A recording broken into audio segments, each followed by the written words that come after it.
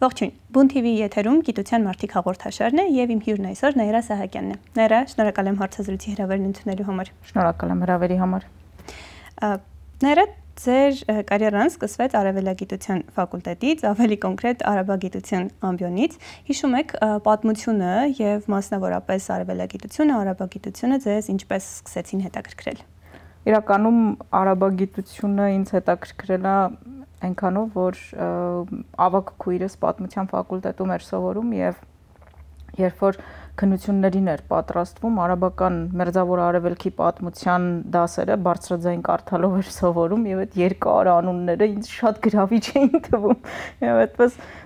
այդ ժամանակից սկսած երևի տենց 6-7-րդ դասարանից սկսած հետաքրքրել էր եւ ուզում էի անընդհատ հետաքրքրվում էի դրանով, բայց դպրոցում, չգիտես ինչի, իմ պատմության ուսուցիչը մի երիտասարդ տղա էր, կարծում էր, որ ես արաբագիտություն եմ ուզում սովորեմ, որովհետև այդ ժամանակ այն կլոուն սերիալը կար դրա ազդեցության տակ։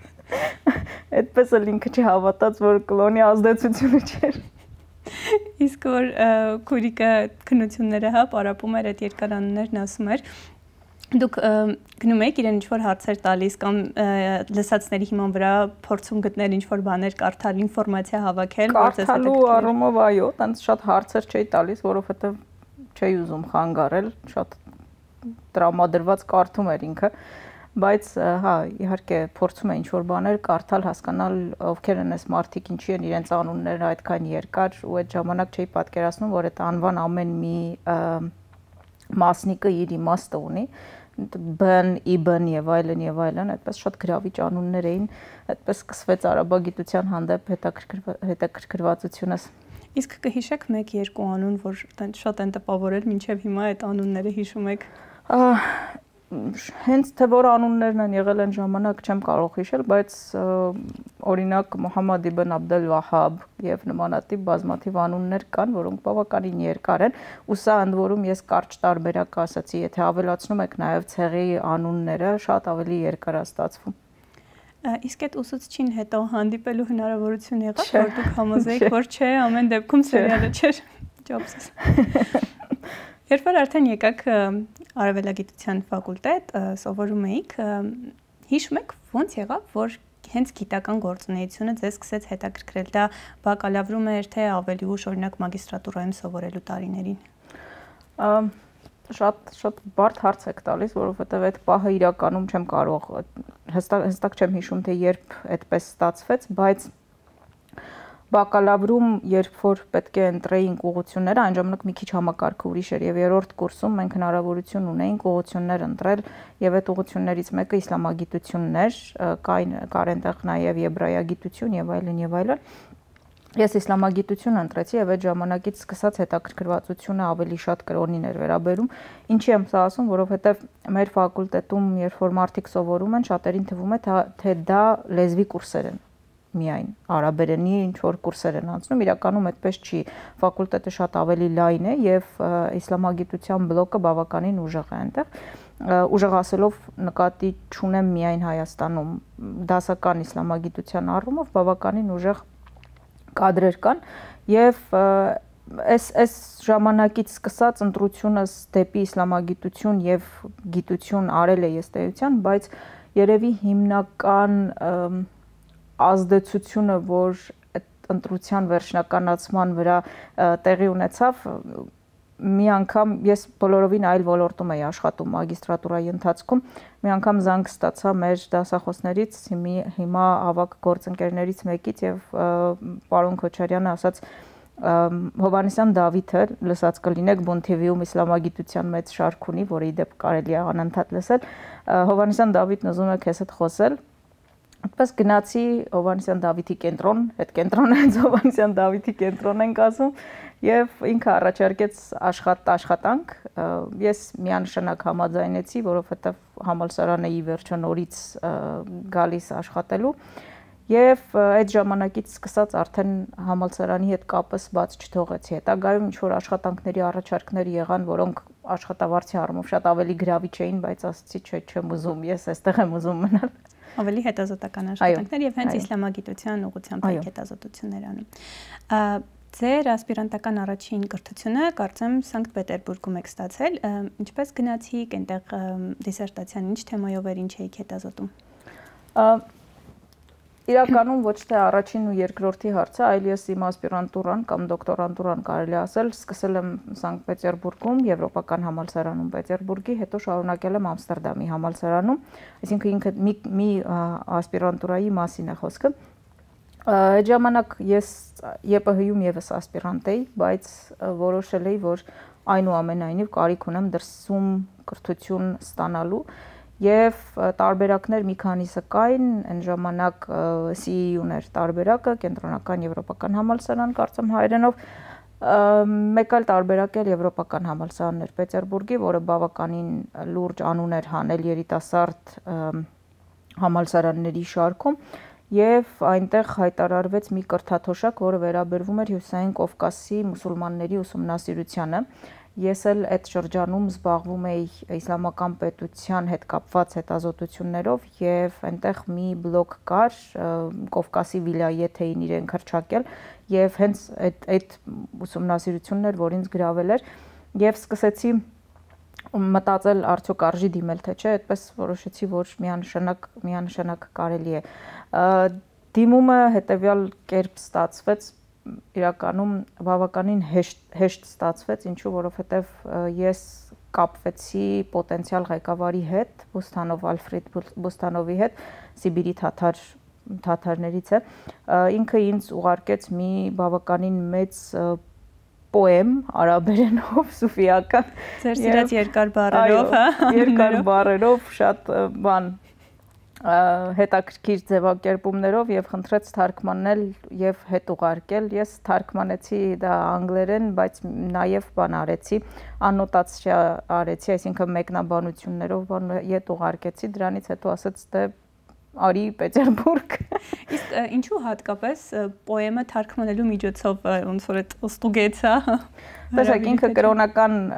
երանգներ ունեցող տեքստ էր։ Միաժամանակ ինքը ստուգում էր եւ իսլամի հետ կապված գիտելիքները, արդյոք ես դա ունեմ թե չունեմ, եւ երկրորդը լեզվի իմացությունը։ Որովհետեւ այն հետազոտությունները, որոնք որ ես հետագայում անելու էի, հենց այդ լեզվով էին լինելու։ Դրա համար հիմա երբ որ նայում եմ, ինքը շատ ճիշտ մեթոդ օգտագործեց։ Եվ գնացիք սովորելու, հա, նախ Ռուսաստանում, հետո արդեն գնացիք Նիդերլանդներ եւ ձեր հետազոտությունը ձեզ նաեւ տարավ Հյուսիսային Կովկաս, կպատմեք այդ ճանապարհորդությունից, դիսերտացիայի ընթացքից։ Հյուսիսային Կովկասի մուսուլման ռեֆորմիստներով եմ զբաղվել, դոկտորականս էլ հենց դրա վերաբերյալ էր եւ ամենահետաքրքիր ժամանակաշրջաններից մեկն էր, եթե անկեղծ ասեմ, որովհետև այն շրջանը, երբ որ ես Պետերբուրգում էի մի քիչ շատ բարձր ամպագորգորը ասված, որովհետև իրականում այդքան էլ Պետերբուրգում չէի, շատ հաճախ գնում էի Հյուսիսային Կովկաս, Մախաչկալա մասնավորապես, Դաղստան, այնտեղ արխիվներում աշխատելու համար բավականին երկար ժամանակ ամեն անգամ գնալուց բավականին երկար ժամանակ մնում էի արխիվում աշխատելու եւ մի շարք հետաքրքիր պատմություններ են այստեղ տեղի ունեցել, որոնք երևի ավելի շատ էթնոգրաֆիայի են տանում, քան պատմության ուսումնասիրությանը, բայց շատ հետաքրքիր բաներ կային։ Երևի պիտի խնդրեմ պատմեք, որովհետեւ հետո այդ էթնոգրաֆիական ինչ-որ տարեր էի պատմությունը հասկանալուն էլ հաստատ տպաստած կլինեն։ Մեկ-երկու դեպք, որ ձեզ շատ տպավորել է ու կուզենաք պատմել։ Մի ծիծաղելի դեպք պատմեմ, լավ, այդ պարագայում, ուրեմն նստած եմ ինստիտուտում, իրենց պատմության ինստիտուտում, Ռուսաստանի գիտությունների ակադեմիայի, Դաղստանի ինստիտուտն է պատմության, նստած եմ այդ հին կեղտոտ փոշոտ թղթերի հետ աշխատում եմ դիմակով ձեռնոցներով, ձեռագրեր էին երևի։ Այո, COVID-ը դեռ չկար, բայց այնտեղ մենք դիմակներով էինք, չնայած Մախաչկալան այնքան փոշոտ էր, որ մարդկանց շատերն էին դիմակ դնում։ Մեկ էլ դուռը բացվում է եւ մի կին հարցնում է չոր միս չեք ուզում։ Գրադարանի դուռը։ Այո։ Ես մի պահ չհասկացա ինչ էր, ոնց էր, ինչ հարց էր դա։ Հետո երբ որ ուսումնասիրում էի արդեն մարդկանց կենցաղը եւ այլն, որտեղ արխիվից դուրս ի վերջո մարդկանց պետք է հետեւել հասկանալ ովքեր են, պարզվեց, որ Դաղստանում, ընդհանրապես տարածաշրջանում քանի որ երկար ժամանակում մինչև վերջերս սառնարաններ եւ այլն չի եղել, մարդիկ միսը պահպանելու, չորացնելու մեթոդն են մշակել եւ կոնկրետ սեզոններ կան, երբ որ կենթանուն սպանելուց, մորթելուց հետո միսը չորացնում են, բավականին շատ չորացնում են եւ ինքը հետո չի փտում ու այդ չոր վիճակում կարող են պահել հետո օգտագործելու համար։ Արժեքավոր կարևոր բաներ էլի առաջարկում եք կինը դուրը խփեց եւ ինձ հարցրեց արդյոք ես չոր միս ուզում եմ թե չեմ ուզում։ Հետո պարզվեց դուք մենակ արխիվային թղթեր եք չոր ուզում։ Իսկ այդպես ավելի շատ կյանք անցնում էր գրադարաններում, ինչ որ արխիվներում, արխիվային նյութերի հետ, թե նաեւ մարդկանց հետ շփվելու, իրենց մշակույթին ծանոթանալու փորձեր էիք անում։ Իհարկե մեծ մասը արխիվում է անցել, որովհետեւ մեծ ասվածը եթե անգամ 1-2 ամիս էի մնում անհրաժեշտ էր այդ ամբողջ նյութերը հանել արխիվում եւ վերադառնալուց հետո նյութ ունենայի, որի հիման վրա կարող էի տեքստ գրել, բայց նաեւ ճամփորդություններ կազմակերպեցի մի քանի Դերբենդի ուղղությամբ, հետո Դաղստանի են Լեռնոտ շրջանների գյուղերի ուղղությամբ եւ մի ուղղությունը տարավ մեզ մինչեւ Բուխտի կոչված բարձր տեղը, որտեղ Նադիր Շահի զորքերին Հյուսային Կովկասի լեռնցիները պարտության էին մատնել, այդ փաստը իրենք շատ էին շեշտում, որովհետեւ Նադիր Շահին են հաղթել ի վերջո, յետ վերադարձի ճանապարհին էլ մի շատ հետաքրքիր պատմություն եղավ։ Մեր վարորդը, տաքսու վարորդը միտեղ կանգնեց, ես եւ ընկերուհիս, ով որ Ֆրանսիայում PhD էր անում, միասին ենք երկու աղջիկ, մեկ էլ ճանապարհին կանգնեց, անկեղծ ասած հաշվի առնելով ընդհանուր միջավայրը, որ լեռների եսին որ մեջտեղում ճոլերում ես գտնվում, մի քիչ ինչ որ վախի բան եղավ, հետո մարդը ուղակի իջավ ասեց ես գնում եմ թեյ խմեմ, եթե կուզեք դուք էլ եկեք։ Դες գնաց թեյ խմեց, մենք էլ իջանք մի քիչ այդ կողքերը նայեցինք, տենց շարունակեց ճանապարհը։ Եթե ամփոփենք ձեր կյանքի այս հետաքրքիր փուլը, գիտեմ ինչքան դժվար բան եմ ասում, բայց մի քանի կետերով հիմնական ամփոփենք, թե ինչի մասին էր հետազոտությունը, ինչ եզրահանգումների եկաք ու արդեն վերադառնանք Հայաստան։ Եզրակացությունները եւ բուն տեքստը գրվել են արդեն Ամստերդամում, որտեղ ես շարունակեցի իմ հետազոտությունը եւ թեման Հյուսիսային Կովկասի մուսուլման ռեֆորմիստների գործունեությունը եւ իրենց ընկալումներն էին 1917 թվականի ռուսական հեղափոխության համատեքստում եւ հիմնական եզրակացություններից մեկը այն էր, որ չնայած նրան, որ իրենք ռուսական կայսրության մաս էին կազմում եւ ռուսական հեղափոխության համատեքստում, ճակերտավոր համատեքստում էին գործում, բայց այնուամենայնիվ իրենք ավելի շատ կապված էին իսլամական աշխարհի, օրինակ Կահիրեի ռեֆորմիստների, Կենտրոնական Ասիայի ռեֆորմիստների հետ, քան Պետերբուրգի եւ Պետերբուրգից, Պետրոգրադից եկող մարքսիստական հեղափոխական գաղափարները իրենք ամբողջությամբ ադապտացնում էին լոկալ իսլամական այդ համատեքստին։ Սա հիմնական բաներից մեկն էր, եզրակացություններից մեկն էր, որի հետազոտությունը ցույց տվեց, եւ սա հնարավոր էր ցույց տալ միայն այն նրա շնորհիվ, որ սկզբնաղբյուրները, որոնք որ ես օգտագործեցի, հիմնականում արաբալեզու սկզբնաղբյուրներ էին, որոնք պահպանվել էին անձնական արխիվներում, ոչ թե պետական արխիվներում, այլ անձնական արխիվներով, որոնք տարած տասնամյակներ շարունակ փակ էին եղել, թաքուն էին պահել սովետական իշխանությունից, որովհետև կրոնական արաբալեզու գրականության հայտնաբերումը ինչ որ մեկի տանը կարող էր այդ մարդկանց աքսոր եւ հետագայում անգամ գնդակահարության պատճառ դառնալ, բայց սրանք այն սկզբնաղբյուրներն էին, որոնք ցույց տվեցին, թե մարդիկ ներքևից ինչպես էին ընկալում այդ ամբողջ գործընթացները, որ ընթանում էին։ Եվ դուք տեղում հենց այդ մարդկանցից իրենց անձնական արխիվներից խնդրում եք, թե իրենք արդեն դրանից հետո արխիվացվել են ինչ-որ մի ընդհանուր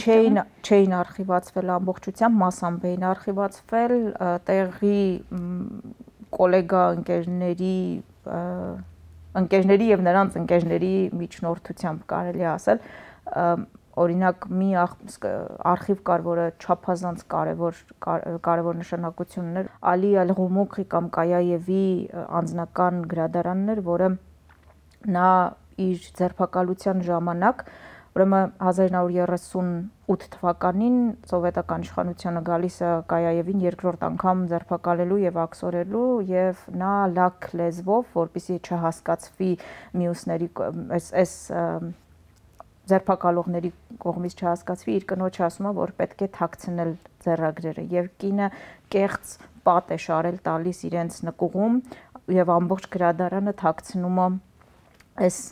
նկուղում թաքցնում է այդ կեղծ պատի հետևում եւ միայն պատկերացրեք 1982 թվականին Այշաթ այդ կինը մահանում եւ դրանից հետո է միայն այդ մահանալուց առաջ է իր որդուն ասում հոր գրադարանի տեղը եւ այս գրադարանն էր ամենահարուստ գրադարաններից մեկը որտեղից բազմաթիվ նյութեր դուրս եկան հենց հեղափոխության հետ կապված ու այս աշխատանք ամփոփելուց հետո նաեւ գիրք դարձավ ձեր դիսերտացիան հրատարակվեց գիրքը իրականում բավականին արագ տպագրվեց ես պատկերացրեք 21 թվականի փետրվարին էր կարծես պաշտպանել եմ դրանից մեկ ամիս հետո ընդամենը ուղարկել եմ հրատարակչին Ռոթլիջում փորձեցի տպագրել մեկ տարվա կտրվածքում գիրքը տպագրվեց ինչը ակադեմիական տպագրության համար չափազանց արագ ստացվեց Եվ արդեն գիտական աստիճան ստանալուց հետո վերադարձակ Հայաստան ու եթե չեմ սխալվում Հայոց ցեղասպանության թանգարան ինստիտուտում սկսեցիք աշխատել ու հետազոտական հետաքրքրություններին ինչ-որ նոր շերտեր ավելացան պատմեք արդեն այնտեղ ինչ ուղղությամբ եք հետազոտություններ անում Այն ժամանակ երբ որ ես սկսեցի թանգարանում աշխատել իդեպ Հայաստանում մնալուս հիմնական պատճառներից մեկը նաև այդտեղ աշխատանքի անցնելն էր իրականում որովհետև շատ ճիշտ պահի ճիշտ ժամանակին ճիշտ տեղում հայտնվեցի եւ հետազոտության թեման բնականաբար փոխվեց որովհետև շատ հետաքրքիր է Հյուսիսային Կովկասը բայց ցեղասպանության թանգարան ինստիտուտում զբաղվել Հյուսիսային Կովկասի մուսուլմաններով այդքան էլ թեմատիկ առումով համապատասխան չէր Եվ ցավոք սրտի, երբ որ ես սկսեցի այնտեղ աշխատել, նաև պատերազմից 20 թվականի պատերազմից հետո էր եւ բազմաթիվ հարցեր էին առաջացել, ինչու այդպես եղավ, ինչու պարտվեցինք եւ վերջո ադրբեջանցիները ինչ էին ուզում եւ այլն։ Ու այդ ժամանակ, երբ որ ես անցա աշխատանքի այնտեղ համաձայնության եկանք Պարոն Մարությանի հետ թեմայի վերաբերյալ այն ժամանակվա տնօրեններ Այո, այն ժամանակ տնօրեններ եւ ես սկսեցի հետազոտել Ադրբեջանի ղեկավարի Իլհամ Ալիևի ելույթները եւ դրանցում ամենատարբեր հարցեր։ Մի հոդված օրինակ վերաբերում է, որ տպագրել եմ, վերաբերվում է հայերի դեհումանիզացիային, ապա մարդկայնացմանը Ալիևի ելույթներում։ Կա մի հոդված, որը համահեղինակությամբ են գրել, վերաբերվում է Նրան թե ինչպես է Իլհամ Ալիևը իսլամական աշխարհում Ադրբեջանը դիրքավորում, ինչպես է նա օգտագործում իսլամական սոլիդարության մասին միտքը, որպիսի արաբական եւ ոչ միայն իսլամական աշխարհի պետություններից ստանա աջակցություն, այն ժամանակ ստանար աջակցություն Արցախի հարցի վերաբերյալ եւ եթե նայեք իսլամական կառույցները, օրինակ իսլամական համագործակցության կազմակերպությունը, որ այլ կերպ էր կոչվում մինչև այդ կտեսնեք որ իրենք բազմաթիվ բանաձևեր ունեն ընդունած որոնք որ հակահայկական են ըստ էության իրենք այդ առումով բավականին լավ աշխատում էին եւ իմ հետազոտություններով ես ցույց էի տալիս այդ հոդվածով կոնկրետ ցույց էի տալիս որ իրականում Ալիևը իսլամական սոլիդարությունը այսպես ասած վաճառքի է հանել ինքը սոլիդար այս մարդկանց հետ այնքան ժամանակ կամ Ադրբեջանը ինչքանով որ իրենք աջակցում էին Արցախի հարցում, բայց դա չէր խանգարում նույն Ադրբեջանին եւ այսօր էլ չի խանգարում նույն Ադրբեջանին համագործակցել նաեւ Իսրայելի հետ, որը գիտեք, Պաղեստինի հետ կապված խնդիր գոյություն ունի ըստ էության ցեղասպանությունը այս պահին ընթանում այնտեղ, բայց իրենք շարունակում են համագործակցել եւ հատկապես ռազմական եւ անվտանգային ոլորտում համագործակցել եւ իրենք կարողանում են դա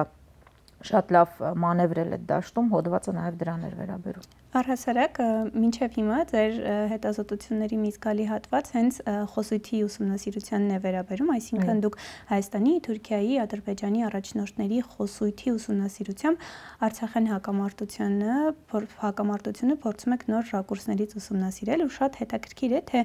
այդ տեսանկյունից պատմությունն ուսումնասիրելը ինչ նոր շերտեր է բացահայտում, ինչ դուք օրինակներ տվեցիք, թե հա, ես խոսույթը ուսումնասիրում եի ու այս եզրահանգմանն է գալիս, ընդհանրապես այդ մեթոդով պատմությունը ուսումնասիրելու կարևորությունը, նշանակությունը որն է։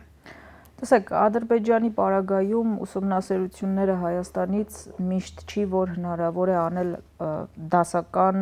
պատմագրության մեթոդաբանությամբ, հա, եթե կարելի է այսպիսի ձևակերպում ձևակերպում տալ։ Մյուս կողմից էլ մենք չենք կարող այդ երկիրը ուսումնասիրել որպես մարդաբաններ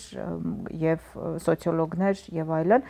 որովհետեւ ըստ էության չունենք հնարավորություն գնալ այնտեղ հետազոտություն անել, իրենց արխիվները ուսումնասիրել եւ այստեղ ստիպված ես լինում հետազոտությունը հարմարեցնել այն ռեսուրսներին, որ դու ունես։ Իսկ ինչ ռեսուրսներ մենք ունենք այսօրվա բաց հարթակներում հասանելի ռեսուրսներն են։ Դրանց մի զգալի մասը վերաբերվում է այս երկրի ղեկավարի ելույթներին, հետևաբար այդ ուսումնասիրությունը հնարավոր է դառնում ուսումնասիրել պատմությունը ելույթների միջոցով։ Ինչու է սա չափազանց կարևոր եւ միևնույն ժամանակ հետաքրքիր, որովհետեւ շատ լավ գիտենք, որ ներկայիս աշխարհում պատմությունը քաղաքականացված է եւ այդ ելույթների միջոցով քաղաքականացվածությունը շատ հստակ արտահայտվում է։ Օրինակ, եթե նայեք, թե ինչպես է Իլհամ Ալիևը խոսում առաջին հանրապետության մասին, իրենց առաջին հանրապետության մասին, ինչպես է խոսում սովետական Ադրբեջանի մասին եւ այլն, կտեսնեք, թե ձևակերպումները ինչքան կարևոր են ըստ էության։ Ընդ որում նա տարբեր լսարանների համար, տարբեր բառապաշար ներքին լսարանի համար մի նարատիվ է ձևավորում, միջազգային լսանի համար մի նարատիվ, իսլամական աշխարհի համար մի ուրիշ նարատիվ։ Շատ հստակ տարանջատում կա իր խոսույթների մեջ, տարբեր կախված թե ինչ լսարանի առաջ է խոսում։ Շատ պարզ օրինակ բերեմ, եթե ինքը խոսում է եվրոպական լսարանի առաջ, ինքը խոսում է մարդու իրավունքներից, ինքը խոսում է դեմոկրատիայից եւ այս վերջերս էլ ավելի շատ սկսել է խոսել մուլտիկուլտուրալիզմից։ Վաղուց էր խոսում, բայց հիմա ավելի շատ է, որ իրենց մոտ այդպես է։ Այո, ավելի շատ է եւ ամեն անգամ, երբ որ ինքը Ադրբեջանը ներկայացնում է որպես մուլտիկուլտուրալիզմի օրրան, Հայաստանը ներկայացնում է որպես մոնոէթնիկ, իր բառերով քսենոֆոբ եւ ինչ որ երևույթ, այսպես անընդհատ այդ հակադրությունը կա իր ելույթներում եւ դա ուսումնասիրելը չափազանց կարեւոր է ու նաեւ հասկանալը, թե ինչպես է ինքը մանևրում տարբեր լսարանների առաջ, դա էլ է կարեւոր։ Կարևոր է հասկանալ ներքին լսարանի առաջ ինքը ինչ ձևակերպումներ է տալիս։ Օրինակ, այն հոդվածը, որ ես նշեցի, հայերի ապամարտկայնացման հետ կապված, որտեղ ինքը բազմաթիվ կենդանիների եւ այլն ամենատարբեր պիտակներ է կպցնում հայերին եւ Հայաստանին ընդհանրապես, մեծ մասամբ նման ձևակերպումները հանդիպում են իր ներքին լսարանին ուղղված ելույթներում, արտաքին լսարանին ուղղված ելույթներում դրանք չեն հանդիպում։ Որովհետեւ ինքը փորձում է արդարացնել այն պոտենցիալ ագրեսիան, որը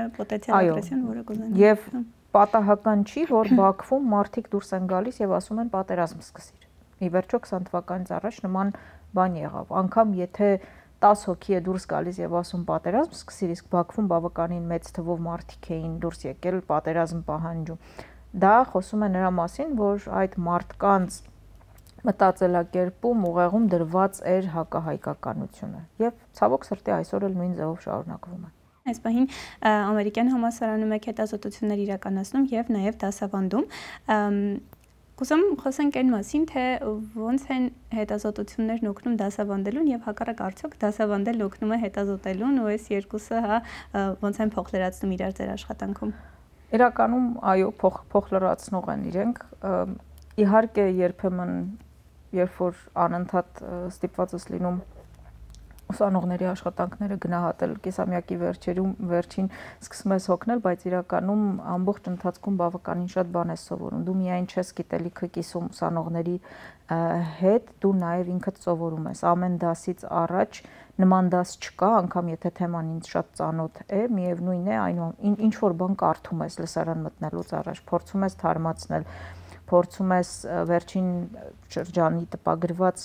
ինչ որ հոդվածներ տվյալ թեմայի վերաբերյալ կարդալ եւ սա քեզ հնարավորություն է տալիս անընդհատ ակտիվացնել քո հիշողությունը, անընդհատ նոր գիտելիք ձեռք բերել, այս իմաստով դասավանդումը չափազանց կարևոր է, բայց մեկ այլ բան էլ կա, որ էլի շատ կարևոր է, ուսանողներից ստացած արձագանքը, ուսանողների կարծիքը ի վերջո Կան դեպքեր, երբ որ եթե իմ հետազոտության թեման համընկնում է տվյալ շաբաթվա դասընթացի թեմայի հետ, ես կարող եմ ինչ-որ մի տեքստ իմ տեքստերից խնդրել ուսանողներից եւ կարդան եւ իրենք այսպես ասած ֆիդբեք տան կամ փորձեմ հասկանալ իրենց ինչ հարցեր են հետաքրքրում, որովհետեւ օգնում է ձեզ հետազոտության։ Այո, միանշանակ, որովհետեւ երբեմն ուսանողները, ընդ որում ամերիկյանի ուսանողները, ես քանի որ general education-ի բլոկով եմ դասավանդում, իրենք կարող են գալ ամենատարբեր բեքգրաունդներով, օրինակ համակարգիչ computer science-ից եւ այլն, եւ բոլորի տված հարցերը շատ հետաքրքիր ու շատ տարբեր են լինում սովորաբար։ Նայած թե տվյալ ուսանողը ինչով է հետաքրքրվում, իր տված հարցն էլ դրանով պայմանավորված եւ երբեմն ստացվում է, որ իրենց տված հարցերը այդ միջգիտակարգային ինչ որ բաների մասին են լինում, որը ստիպում է քեզ ավելի շատ կենտրոնանալ ինչ որ կոնկրետ կետերի վրա, կամ եթե ուսանողը հարց է տվել ինչ որ մի բան թերի է քո տեքստում եւ ինքը հարց է տվել, դա քեզ հուշում է, որ պետք է այդ ուղղության վրա ավելի շատ աշխատել։ Այս իմաստով գիտությունը եւ կրթությունը իրար հետ բավականին լավ աշխատում են։ Իսկ եթե գանք զուտ ամերիկյան համալսարանում հետազոտություններին, այն հետազոտություններին, որ անում է, իրականում այս խոսակցության սկզբից, որ սկսեցինք Դաղստան հեղափոխություններ, հետո Ադրբեջանին հասանք, իրականում այդ բոլոր հետազոտությունները մինչև հիմա ակտիվ են։ Ճիշտ է, որոշակի պրոդուկտներ արդեն տպագրված կան, բայց բոլոր այս ուղղություններով այժմ եւս շարունակվում են տարբեր հետազոտություններ իրականացվել եւ հիմա գրքի պրոյեկտը ավելի շատ վերաբերվում է 1917 թվականի հայ մտավորականների ընկալումներին եւ ռուսական հեղափոխությանը։ Արդեն հարավային Կովկաս հայեր եւ մեր ընկալումները ինչպիսին էին, այդ թեման է եւ երկրորդ անգլերեն գիրքը լինելու է հենց դրա վերաբերյալ, ավելի շատ դրա վրա եմ կենտրոնացած այժմ։ Եվ նաև երևի կարևոր է նշել, որ մենք խոսում ենք այս բոլոր աշխատանքների մասին, որոնք միջազգային պարբերականներում են տպագրվում, բայց դուք նաև զուգահեռ ունեք հայերեն մենագրություններ եւ հոդվածներ։ Այս համատեքստում ուզում եմ հարցնել ձեր մասնագիտության եւ ընդհանրապես հումանիտար գիտությունների համար ինչու է շատ կարևոր, որ նաև լինեն հայերեն տպագրություններ եւ այդ հայերեն գիտական կարևոր աշխատանքները ինչ դեր ունեն հանրությանը կրթելու եւ հանրության գիտակցությունը գուցե ինչ որ առումով բարձրացնելու մասով։ Շատ կարևոր ու բարդ հարց եք տալիս։ Այո, հիմնական հետազոտություններս անգլերենով են տպագրվել, մեծ մասը, երևի 90%-ից ավելը անգլերենով են տպագրվել, բայց կա հայերենով տպագրված գիրք եւ կան որոշ հոդվածներ, որոնք որ հայերենով են։ Ինչու են կարևոր։ Նախ սրանք եթե նայեք չափորոշիչներին եւ նմանատիպ բազմաթիվ բաներին, ըստ էության առանձնապես օգուտ չեն տալիս։ Զուտ չափորոշիչների եւ ատեստացիայի եւ այլնի առումով, չնայած այժմ ամերիկյան համալսարանում նման ատեստացիայի խնդիր չկա, բայց այնուամենայնիվ նախ առաջինը չափազանց կարևոր է հայերենով տեքստը լեզուն պահպանելու համար։ Ի վերջո մենք խոսում ենք մի գիտության մասին, պատմություն կլինի, արևելագիտություն կլինի, թե ինչ ուզում է լինի, անգամ կենսաբանություն եւ մնացած բոլոր գիտությունները, եթե դուք հայերենով տեքստ չունեք, նշանակում է, որ հայերենը մեռնում է, որպես գիտության լեզու։ Հայերենը երբեք չի կարող լինել անգլերեն կամ ժամանակին գերմաներեններ, այդպիսին, անգամ ֆրանսերեն, մասշտաբների առումով։ Գործածության առումով, տպագրությունների առումով, բնականաբար չենք կարող դրան հասնել, զուտ ծավալի մարդկանց քանակի եւ այլնի առումով, բայց գոնե պետք է փորձենք պահպանել եւ ակտիվ պահել այն, ինչ ունենք։ Եվ եթե անհրաժեշտ է թեկուզ անգլերենով տպագրված որևէ հոդված թարգմանել հայերեն կամ հենց հայերենով գրել եւ տպագրել, միանշանակ ես կողմ եմ դրան, որովհետեւ էլի եմ կրկնում, առաջին հերթին լեզուն ակտիվ պահելու, գիտական լեզու պահելու համար։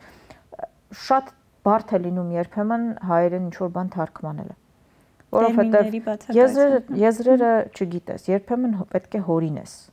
նոր ինչ-որ բան տաս։ Կամ եթե հայերենը գործածում ես, ստիպված ես լինում կողքը անգլերենը կամ չգիտեմ մեկ այլ լեզվով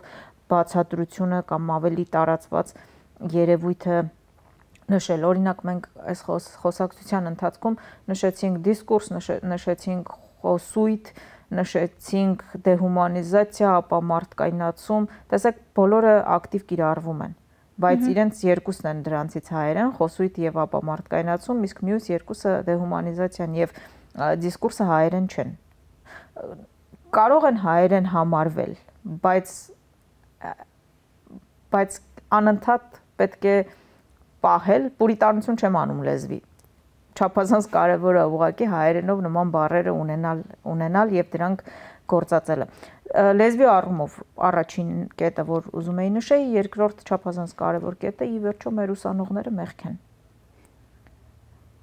Գիտեք, շատ է դժվար է, երբ որ դու ունես մի քանի առարկա, որոնց մեծ ծավալի բան պետք է կարդաս եւ դա ստիպված ես կարդում ես ռուսերեն եւ անգլերեն։ Չափազանց դժվար է իրենց համար։ Ու միայն ասել դե թող լեզուն սովորեն, այդպես չի, չէ, իրենք հայերենով են կրթություն ստանում եւ պետք է որոշակի գրականություն ունենան, որը պետք է լինի հայերեն։ Իհարկե շատ կարեւոր է, որ իրենք կարդան նաեւ անգլերենով եւ ռուսերենով եւ այլ լեզուներով գրականություն, բայց պետք է ունենան որոշակի գրականություն, որը պետք է լինի իրենց մայրենի լեզվով։ Եվ եթե գրված է իրենց դասախոսների կողմից, դա էլ առանձնակի կարևորություն է նաև տալիս, որ իրենք տեսնում են, որ իրենց դասախոսը միայն չի գալիս լսարանում ինչ որ բան ասում եւ գնում, այլ հետազոտություն է անում եւ այդ հետազոտությունը որոշակի արժեք ունի։ Այս իմաստով եւս չափազանց կարևոր է։ Եվ երրորդ կետն էլ նշեմ, որը արդեն ձեր աշխատանքի հետ է նաև կապված եւ դուք այդ դաշտում բավականին մեծ գործ եք արել, այն բոլոր գիտական աշխատանքները, որոնք որ արվում են, երբեմն բարդ լեզու են համարվում ամենատարբեր մարդկանց կողմից, երբեմն իսկապես բարդ են գրված, երբեմն էլ ուղղակի մարդը 30 էջ կարդալու հնարավորություն չունի։ Եվ հայերենով դրանց ավելի մատչելի տարբերակը մշակել կամ թեկուզ նմանատիպ հարցազրույցի ժամանակ կամ կարճ հոդվածի տեսքով տպագրելը հնարավորություն է տալիս մի կողմից տվյալ հետազոտողին իր աշխատանքը շատ ավելի լայն լսարանին հասցնել, մյուս կողմից էլ դա հնարավորություն է տալիս չեմ ուզում բան հնչի, բայց կրթել հասարակությունը, որը չափազանց կարևոր է իսկապես։ Հնարավորություն է տալիս մարդկանց կարդան նյութեր, որոնք որ ինչ որ այլ լեզվով որևէ կայքի շատ վատ թարգմանությունը չեն, այլ իսկապես նորմալ գրված եւ հետաքրքիր հետազոտության հիման վրա գրված աշխատանք է։ Եվ վերջում ունեք ինչ որ հետաքրքրություններ, հոբիներ, որոնց նվիրում եք հետազոտությունից, դասավանդումից դուրս ձեր ժամանակը։ Վերջին շրջանում մի քիչ բարդացել են հոբիներով զբաղվելը ժամանակային սղության պատճառով, բայց իրականում բավականին երկար ժամանակ հետաքրքրված եմ եղել լուսանկարչությամբ, մի ժամանակ ուր գնայ այդ Nikon ֆոտոապարատը հետս ման էի տալիս, ամենատարբեր տեղերում փորձում էի նկարել, անգամ Վաշինգտոնի համալսարանից լուսանկարչության կուրս էի վերցրել եւ սովորել, փորձելով ինչ որ բաներ, չեմ ասում պրոֆեսիոնալի նման, իհարկե պրոֆեսիոնալ չես դառնում բնականաբար, բայց որոշակի ինչ որ կանոններ եւ այլն, որոնց որ սովորաբար լուսանկարիչները հետևում են, փորձում էի ես էլ ինչ որ բաներ սովորել եւ հետևել դրանց, օրինակ այնտեղ ինչ որ blind spot եւ այլն այդպես բաներ կան, որոնք պետք է ուշադրություն դարձնես։ Դա էր հիմնականը։ Ուղղակի երևի դրան նպաստում էր այն հանգամանքը, որ շատ սիրուն տեղերում եմ եղել իրականում։ Եվ անգամ եթե շատ վատ ֆոտոապարատ ունես կամ հեռախոսով ես նկարում, այն ժամանակվա վատ հեռախոսներով, հիմիկվա հեռախոսները շատ լավ են նկարում,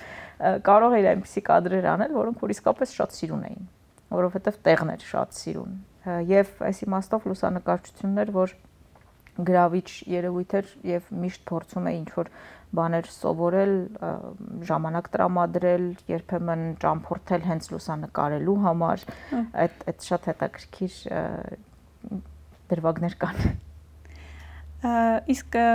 ամենաշատ տպավորած վայրը, որտեղ օրինակ հենց ճամփորդել եք միայն լուսանկարներ անելու, որն է եղել։ Ուրեմն Ամերիկայի Վաշինգտոն նահանգում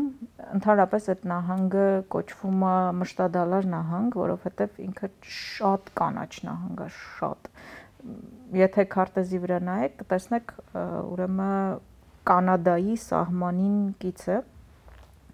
Այնտեղ մի հովիտ կա, Skagit է կոչվում, այդ հովտում շատ սիրուն ծիտիկներ կան։ Նու ծիտիկներ չէ, թռչուններ ավելի ճիշտ։ Եվ այն մի կին կար Ամերիկայում, որ իր հետ գնացինք, բավականին հեռու էր Սիեթլից, գնացել էինք հենց նկարելու համար։ Շատ սիրուն հետաքրքիր նկարներ կան այդտեղից։ Շնորհակալ եմ շատ հետաքրքիր զրույցի համար։ Ես եմ շնորհակալ։ Ես հիշեցնեմ, որ Բուն TV-ի եթերում գիտության մարդիկ հաղորդաշարներ եւ իմ հյուրն այսօր Նաիրա Սահակյանն էր։